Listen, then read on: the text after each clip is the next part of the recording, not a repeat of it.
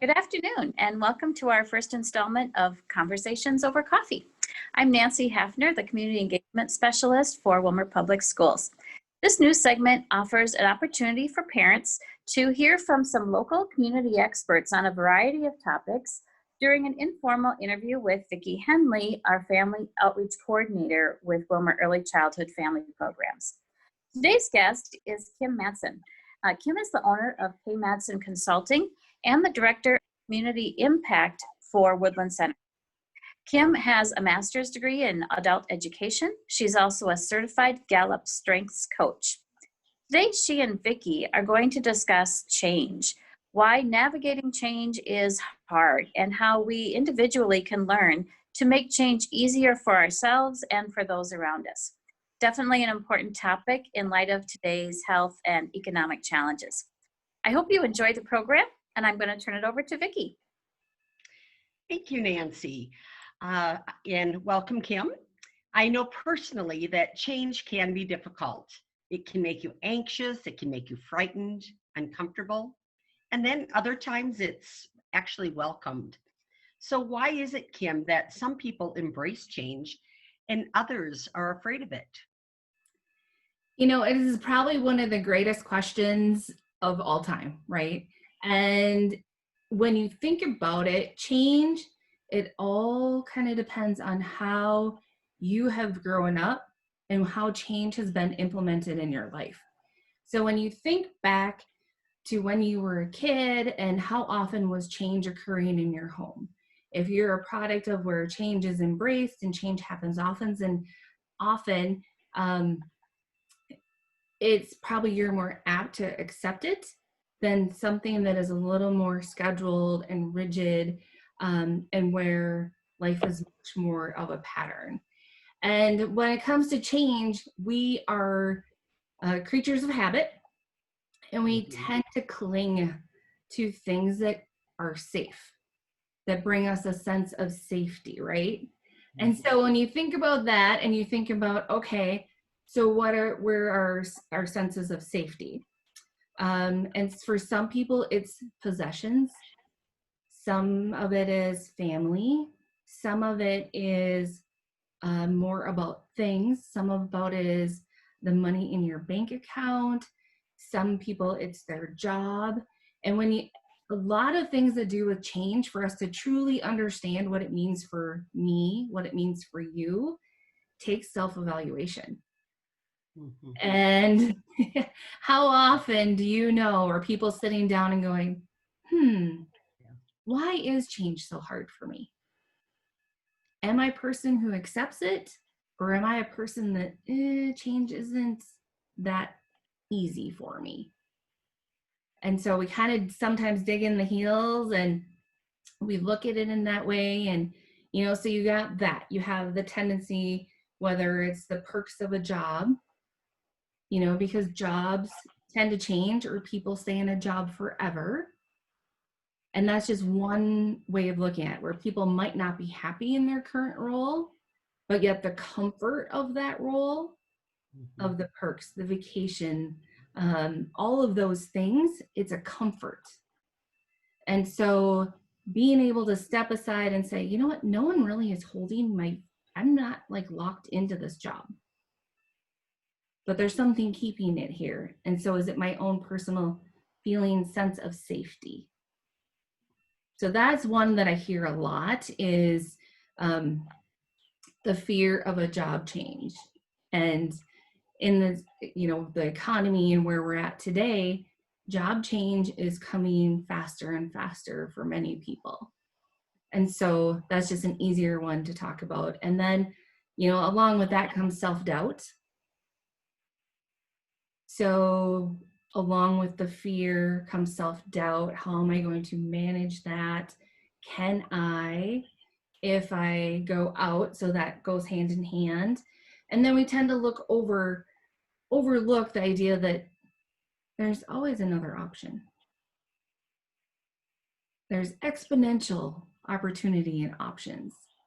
And again, our comfort zone. So unless we're taking a deeper look at that, those are just the ways that fear encompasses.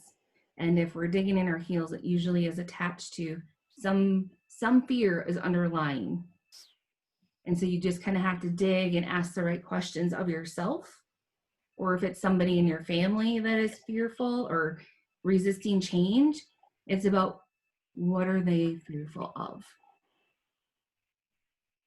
And so it is about asking sometimes some tough questions. You know, I think about it with my boys when it's come to different changes in life, and you do have to sit down and have those honest conversations, because kids are very intuitive. They're very smart. And my boys are 13, 17, and almost 21. And, you know, over the years, you begin to see how each child is different and how they adjust to change. So that's ultimately it boils down to fear and digging a little deeper into self and then into those around you. Great. Thank you. Kim, the next question. You often hear the adage, a change will do you good. What are some benefits to change? There must be, right? That maybe some people do not even take into consideration when change is occurring. What are the benefits? And I ask this question, like when I do a presentation, I will say, okay, what are words that come to your mind when you think of change? Is it good? Is it bad? What is it? You know, and some people are like, I love change. And other people are like, ooh, right? And so it really is a perception. But if you think about it, there's change happening around us every day, and we don't even pay attention to it. Your bank account is changing every day. It's going up, it's going down, it's going up, it's going down based on your spending and what's coming in. That's changing every day. And without change, nothing improves. So when you start to take and internally start to think about changes, if everything stayed the same way forever, nothing improves. Nothing gets better. Opportunities don't arise. And so when we as individuals can start to look for change versus push it away, opportunity after opportunity will come to light that otherwise we wouldn't have seen. And how we can start to look in that direction and how we can help people, you know, where to look is we look for, you know, your career path.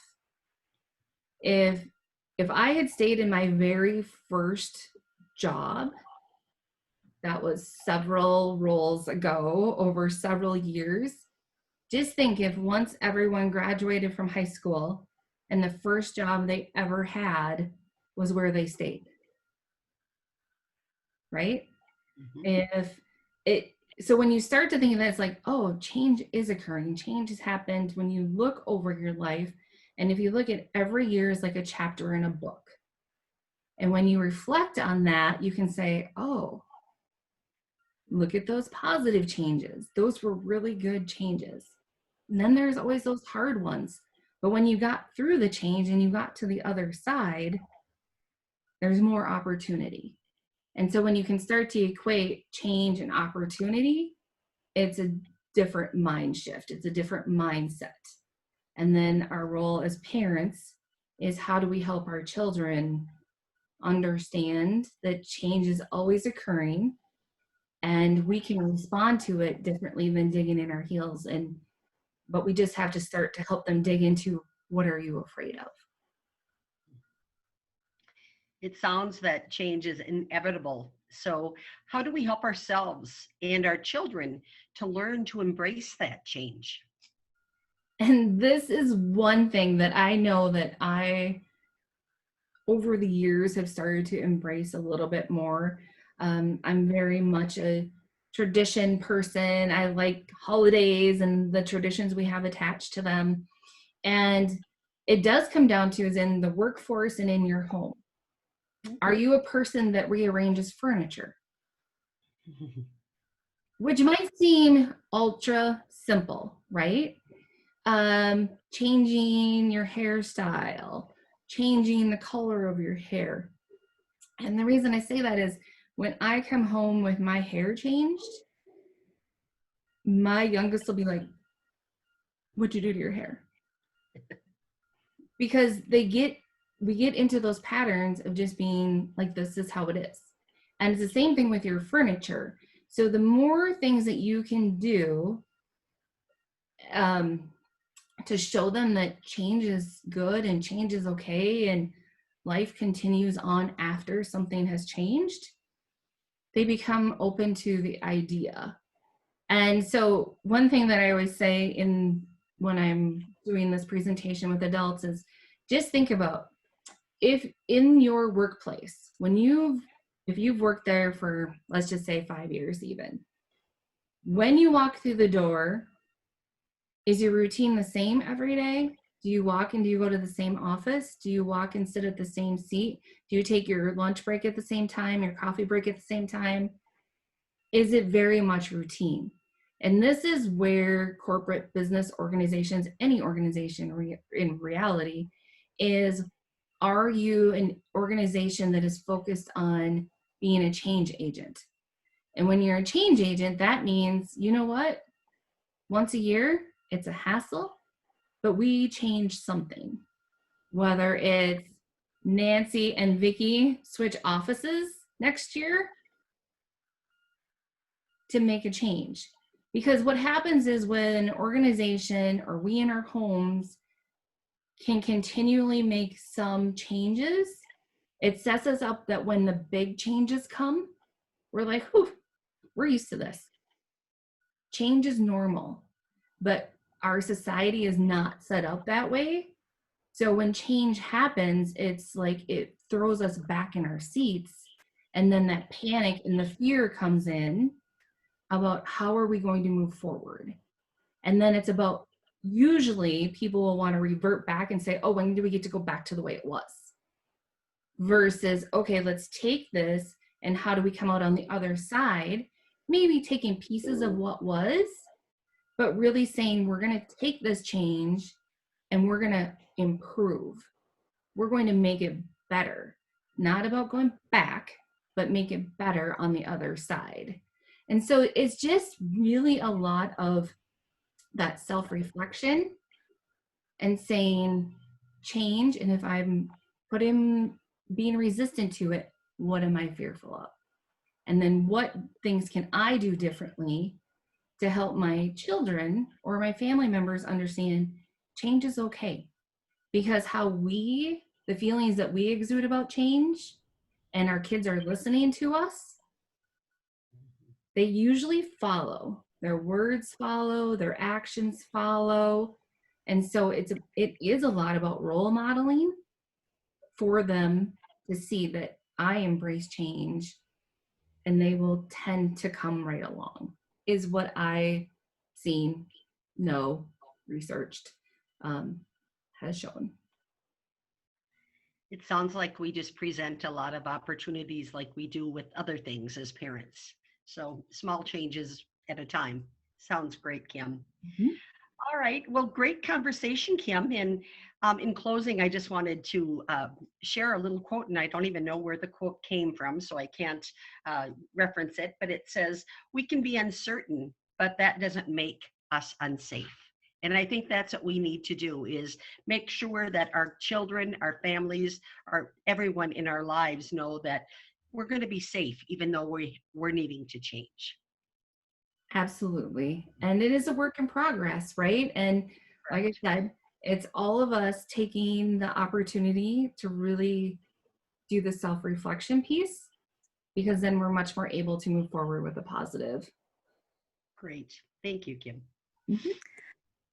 What great information and ideas were shared today. Thank you both, Kim and Vicki, for that conversation. And we hope you will join us again for Conversations Over Coffee in October, when our guest will be Arfon Mohammed, the Community Nurse Liaison with Kanuai County Public Health.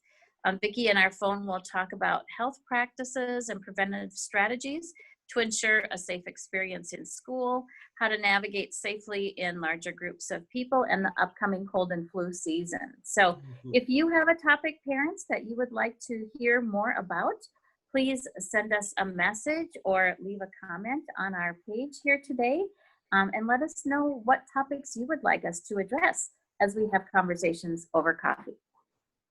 Thank you. Thank you.